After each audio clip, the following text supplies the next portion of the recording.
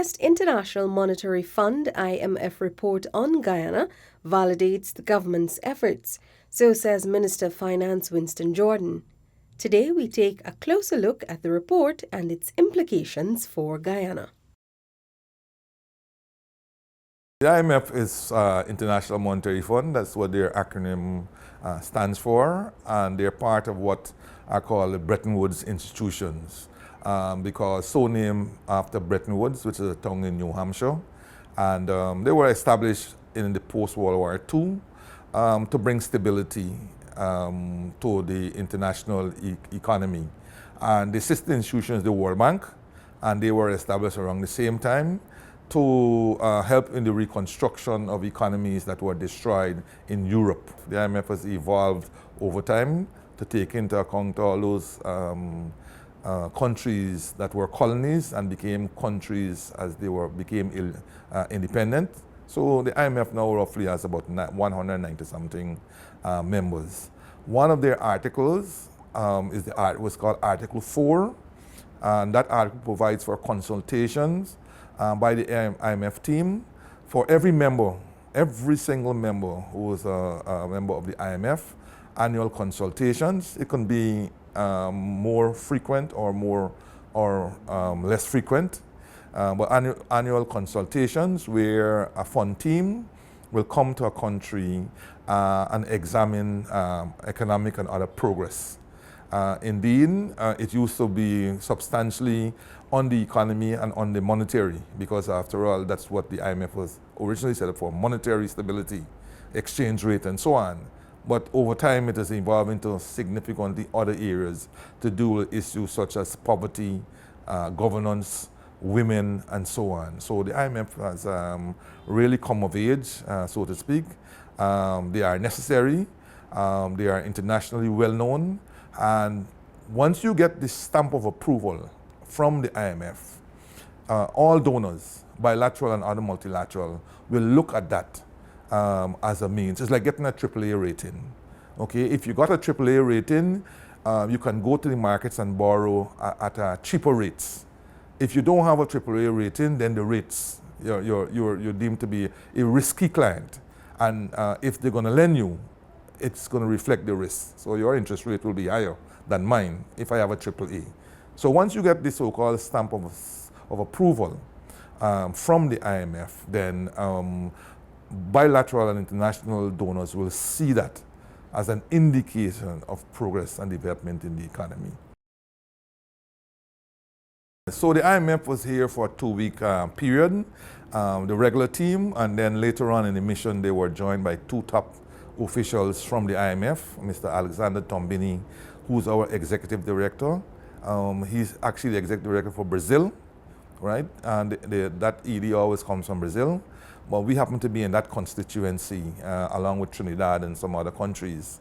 And then also we were joined by Mr. Hussein, who's the deputy director of the Western Hemisphere Department, quite a fairly high level official in the IMF.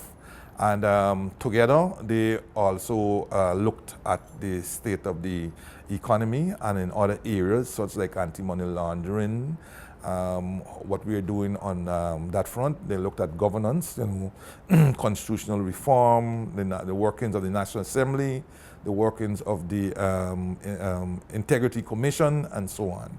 But principally, they looked at the economy, the various aspects of the economy: growth, inflation, exchange rate, the public finances, public corporations, and so forth. And having looked at all that over the 2-week period, they concluded that Guyana's economy is progressing well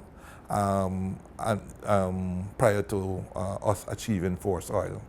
Our growth of 4.1% last year was the highest since 2014. 4.1%, the highest since 2014. And since we have come into 2015, contrary to all the naysayers and so on, we have grown every year. It's just that this is the highest of the growth that we have achieved since 2015. And all this has been done. You can feel the effects of a 4.1% growth in the economy. Minister Jordan says money is flowing in the country. Just a couple weeks ago, you had Carnival in Guyana.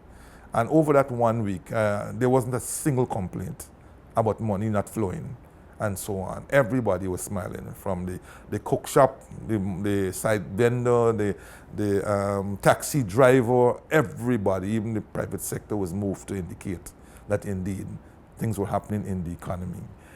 This trend will continue as we approach forest oil. In its detailed statement, the IMF commended Guyana for putting its natural resource fund into motion. No report, however rosy, will not be without its cautions and so forth. And so we were cautioned in a couple of areas, or pointed some areas where we could improve or tinker with some parts of it, and that will give us better returns. They were in high praise for our natural resource fund, which is our sovereign wealth fund, and the fiscal rule, the withdrawal rule that will allow us to draw funds from the NRF into the consolidated fund and to finance development. As you know, we have indicated that the Green State Development Strategy is our blueprint, Vision 2040, and we will be using our resources to make certain that the outcomes as set out in the Green State Development Strategy can be achieved. And that is why we look forward to our next 5 years, so we can build on the progress that we have done in this Force 5. The Natural Resource Fund is what others will call the Sovereign Wealth Fund. And it has been designed to achieve 3 broad objectives. One is to save money for a rainy day, what we call intergenerational.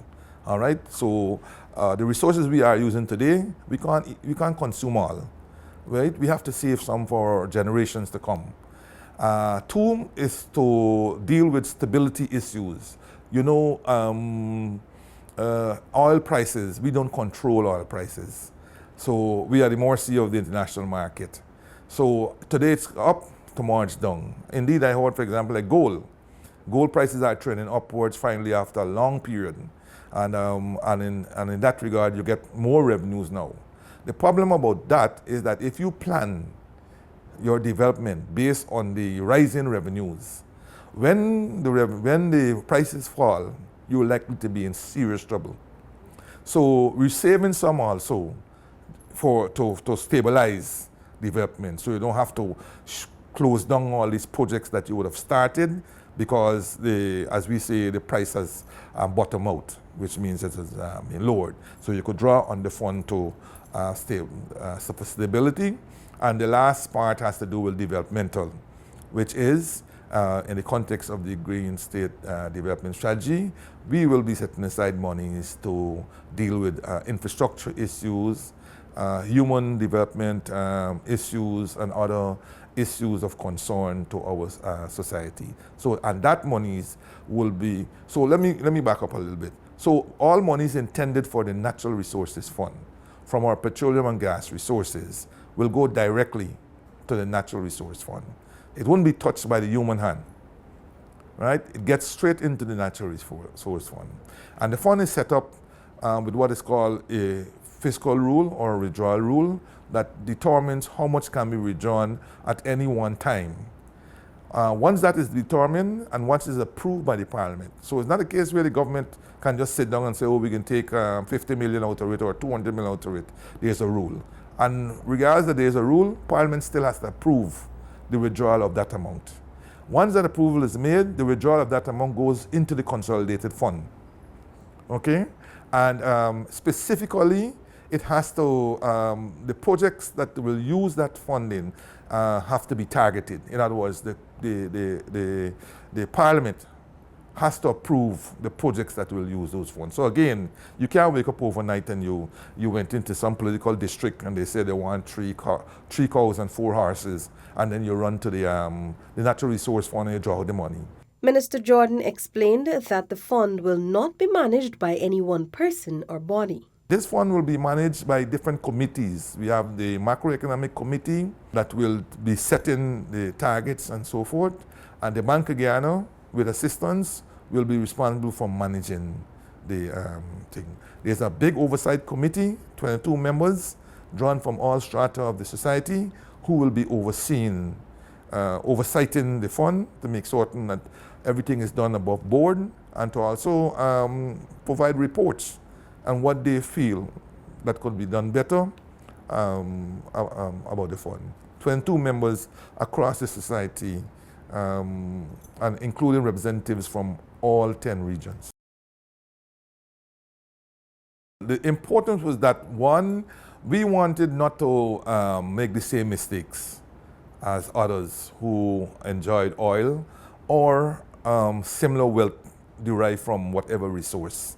One mistake we ourselves made in Guyana is that particularly our mining products, bauxite, gold, and our agricultural product, sugar, that were subjected at any one time to premium prices, which is prices well above world market prices.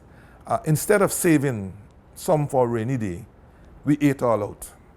We ate all out. And when I say that, I mean today you look at sugar. Had we saved part of the premium price that we were receiving from the European Union for as long as 1972, when the Georgetown Agreement came in, to up to when they terminated the price, which would have been, I would say, over 45 years or thereabout, or close to 45 years, we would have had a sizable amount now in our sovereign wealth fund that we could have tapped into to help out the sugar industry. The same goes for gold. At one time, prices for gold were up at $1,900 US. But where is the evidence that we've been able to save for that? Bauxite. At one time, we controlled 90% of the market for calcined bauxite at an extremely super price. Where is it when the bauxite industry fell into trouble?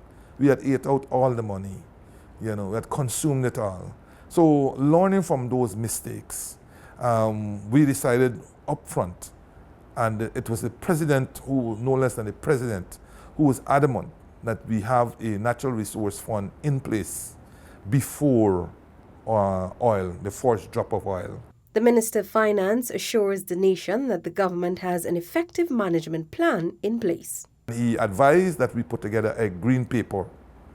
This we did. This we had a lot of discussions on and so forth. We took many of those discussions on board. We had leading experts in the world come here. We went there, and so on. A long process.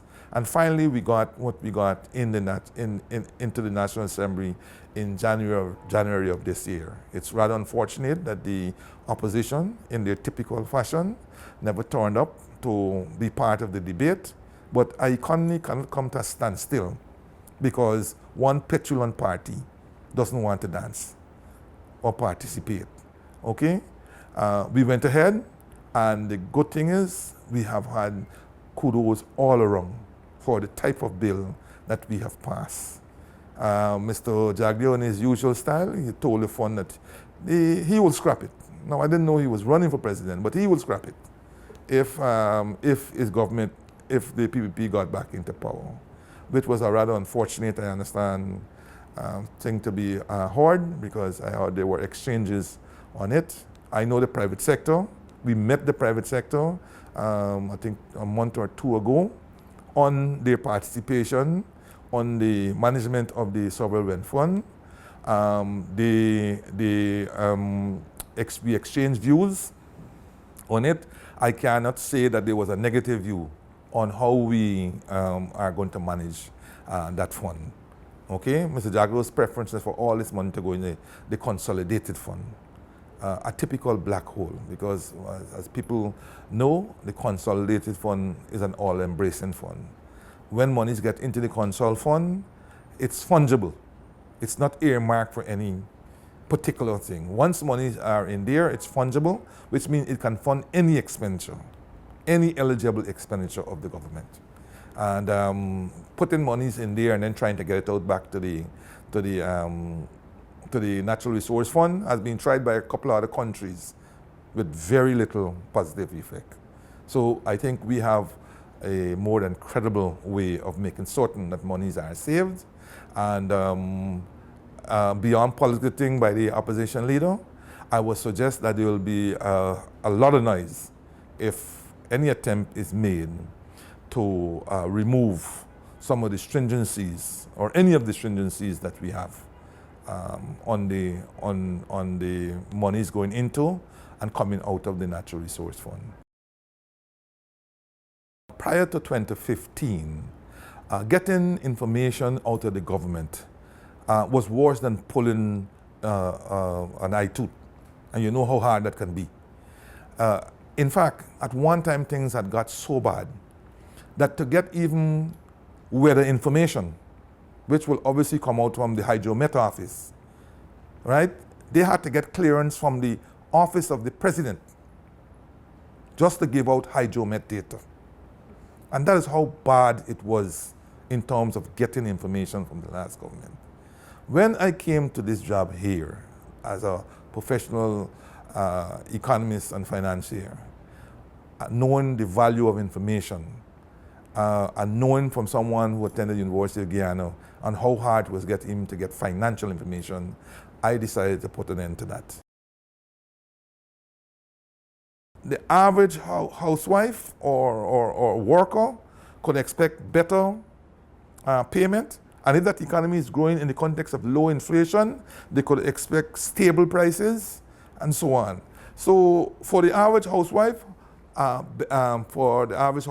we would look at how much additional income they can get and what prices they are facing in the market, so to speak. For the children also, the housewife and the whole household, it is opportunities as to whether they are getting increased allowances, if they do get increased allowances, or if their meal that they're taking reflects the fact that more income is coming into the country.